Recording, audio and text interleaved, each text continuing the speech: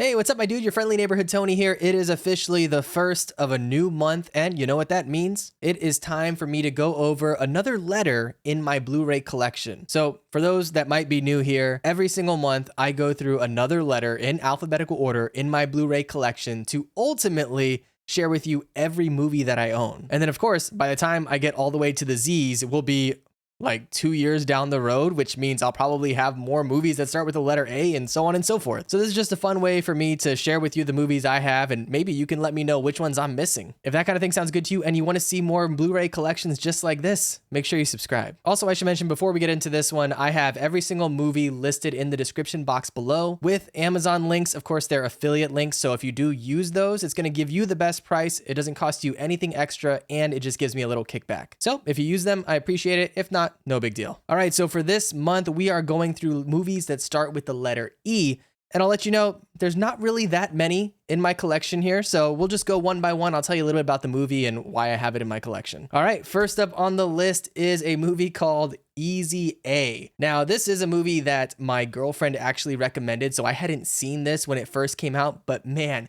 this movie is so funny. You have Emma Stone, I always mix up the Emmas. There's like Emma Watson, Emma Stone, there's a bunch of others.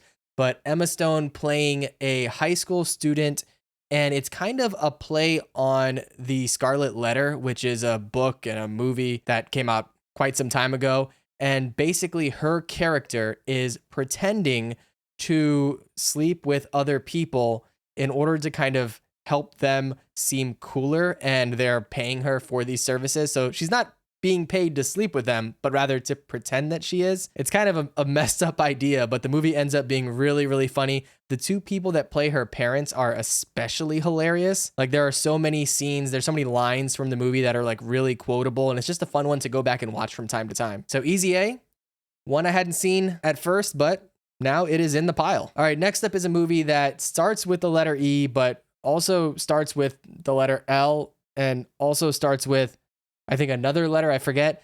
But that movie has multiple names, but we're going to call it Edge of Tomorrow. So Edge of Tomorrow is based on a Japanese novel, I think, or a Japanese story that involves time travel and aliens and robotic armored suits to fight these aliens. And of course, Tom Cruise is in it. And the movie is amazing. It is an awesome kick-ass sci-fi adventure flick that unfortunately didn't really get a big push when it first came out. I think a part of the problem was the fact that it had multiple names. It was Live, Die, Repeat. That was one of the titles. Edge of Tomorrow is the one that we know it as now. And there was, All You Need Is Kill, which I think is a dope name for a movie like this. So there was some confusion when it first came out, and it was kind of like an unknown quantity. But after watching it, I've owned it on Blu-ray. Now I own it on 4K. This is an awesome movie. You also have Emily Blunt in here playing a total badass. Definitely recommend you check this movie out if you haven't already. Pick it up on 4K Blu-ray. It looks stunning, and the action sequences are amazing. The story has a lot of heart in it as well. Very, very cool. So Edge of Tomorrow on the pile. Next up is a movie that I feel like I had to own, even though, to be honest, I've never really liked this movie. I watched it when I was a kid. I didn't like it then. I kind of blind bought it as an adult, assuming, you know what, I'll just watch it. It's a classic. I'm bound to love it, but I just really don't. And that movie is Edward Scissorhands. Yes, I know everyone loves this movie. I know Tim Burton is amazing, but I tried to watch this again very recently. I just can't get into it. I mean, I guess I appreciate it for what it is, but I don't see it as a movie that I'm going to go back and watch time and time again. I really don't think I am. So for now, it's in the collection. I don't know how long it's going to stay here.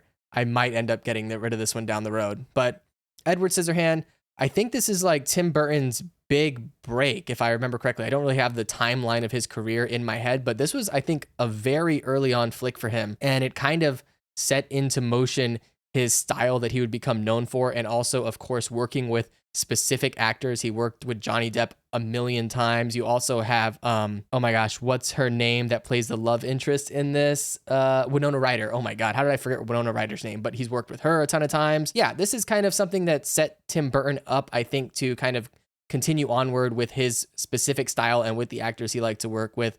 So for that, I appreciate it, but it's just not something that I really get a lot of enjoyment out of Let me know if you do, though. I know a lot of people do. So if you disagree, that's totally cool. Just let me know in the comments. All right, next up is a comedy movie that is another movie that my girlfriend recommended because I didn't watch this growing up. And that is, and I'll explain why, that is a movie called Elf. Now, I did not celebrate Christmas growing up at all.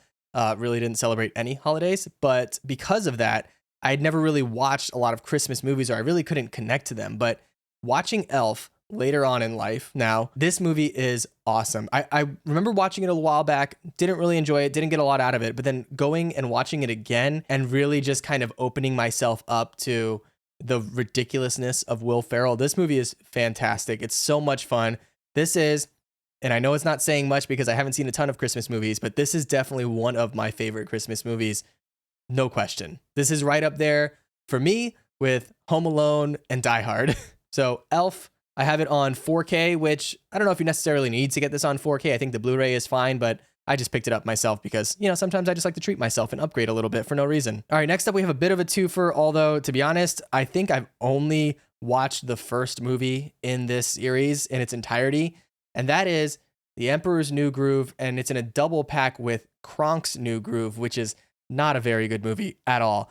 The Emperor's New Groove is amazing, and unfortunately, the only way it's available on Blu-ray is in this 2-pack, and it's a really skimpy 2-pack because all it has is the movies. There's no special features on here really at all, which sucks, but The Emperor's New Groove is hilarious. I love it. It's one of my favorite animated movies, one of my favorite Disney animated movies, and there's just something about the kind of fourth wall breaking, sardonic nature of the comedy that's involved in this that I just really love. So it had to have it in the collection, even though it was kind of a ripoff because there's nothing extra that you're getting out of this Blu-ray, but I just had to own it. So Emperor's New Groove on the pile. Then sticking with Disney animated movies, we go a little bit more modern with a movie called Encanto. Now, this movie is stunning in so many ways. I'm sure you guys are probably familiar with it because this one came out much more recently than The Emperor's New Groove, but the animation, the art, the colors, the music in this is incredible. And then of course the story is,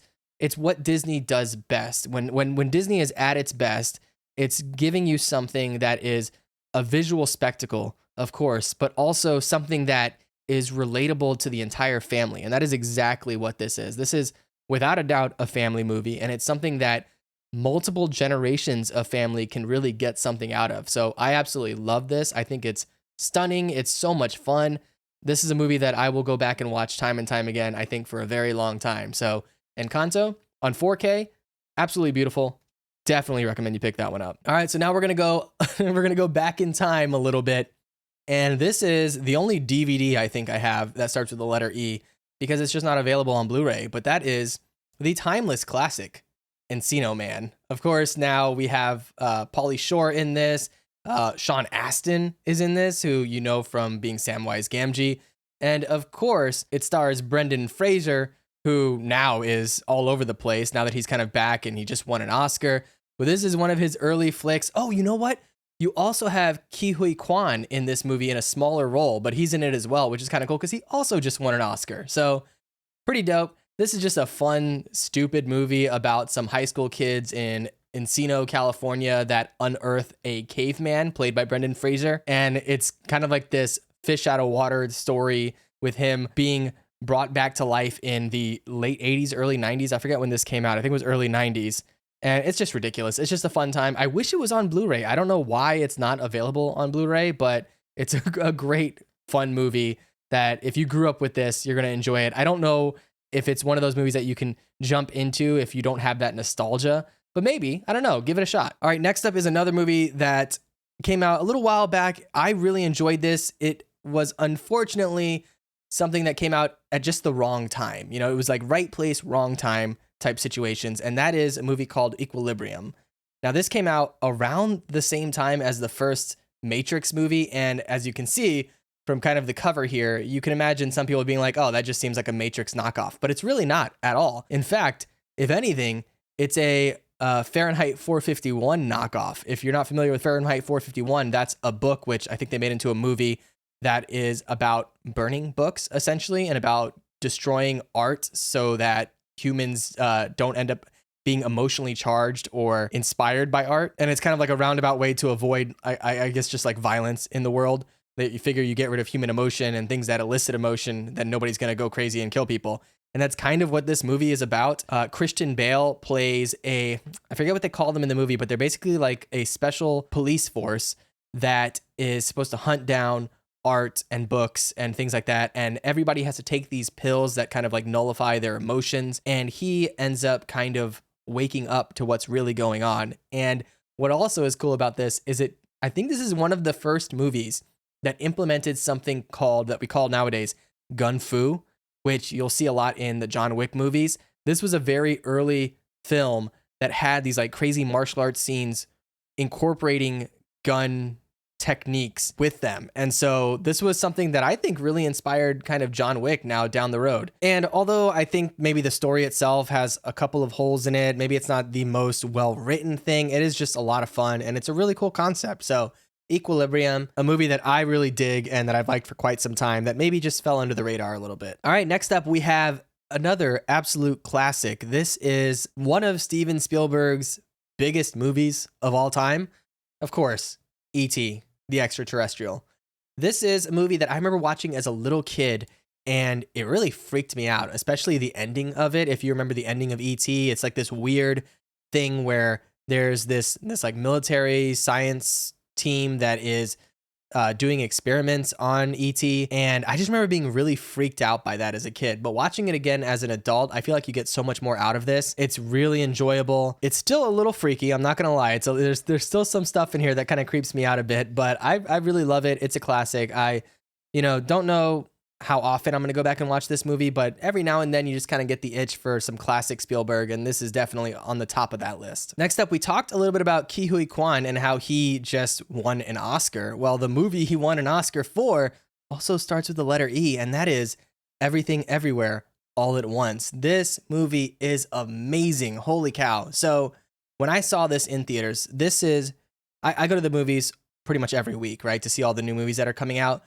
And most of the time, it's like, oh, this is good. I had a good time, whatever. This is one of the few recent movies that I remember seeing that I left the theater absolutely buzzing about, that I immediately wanted to go back and watch it again and research the movie and find out more information about the people that made the movie. This movie is so well done in so many ways. It's such a unique gem. Really. And also it looks amazing on 4K, so I had to pick it up on 4K Blu-ray. I feel like I don't really have to sell this though. I think everyone that has seen this or that has been around movies for the past year or so is aware of this movie. But in case you haven't, absolutely check out Everything Everywhere All at Once. I've got it here on 4K. Totally recommend you pick it up the same way. All right, and then last up on the list, we have our last movie here, and that is a movie that I remember watching with my cousin and a couple friends a little while back, and it freaked me out. It's a really cool movie, but man, it threw me for a loop. That is Ex Machina. Now, Ex Machina stars Oscar Isaac and Domhnall Gleeson, which is pretty great because they would both go on to be in a Star Wars movie, or I guess a number of Star Wars movies. But you have them in here. Oscar Isaac plays an artificial intelligence, kind of like a developer, like he's building these artificial intelligence robots, and then he flies in Domhnall Gleeson to his compound to kind of experiment with this new robot that he's built, which is the girl that you see on the front cover here. And I don't want to spoil everything that happens in it, but it starts to blur the lines about what is real intelligence and what is artificial intelligence, and it gets really weird, and there are some things that happen that will shock you. I don't want to say what or when in the movie, but there are certainly some scenes that freaked me out and had me losing some sleep that night. It's also from the same person that wrote one of my favorite zombie movies, 28 Days Later. They wrote this as well, which is kind of cool. And yeah, this is just a cool sci-fi thriller that might throw you for a loop if you watch it. And that is the last movie that I have that starts with the letter E. This is probably the smallest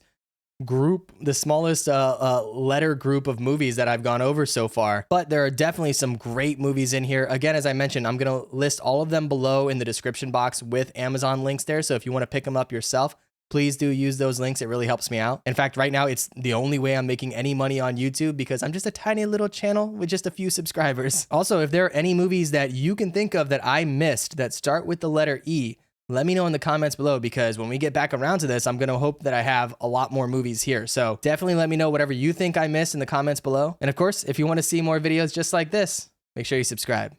All right, I'll catch you in the next one. Be good.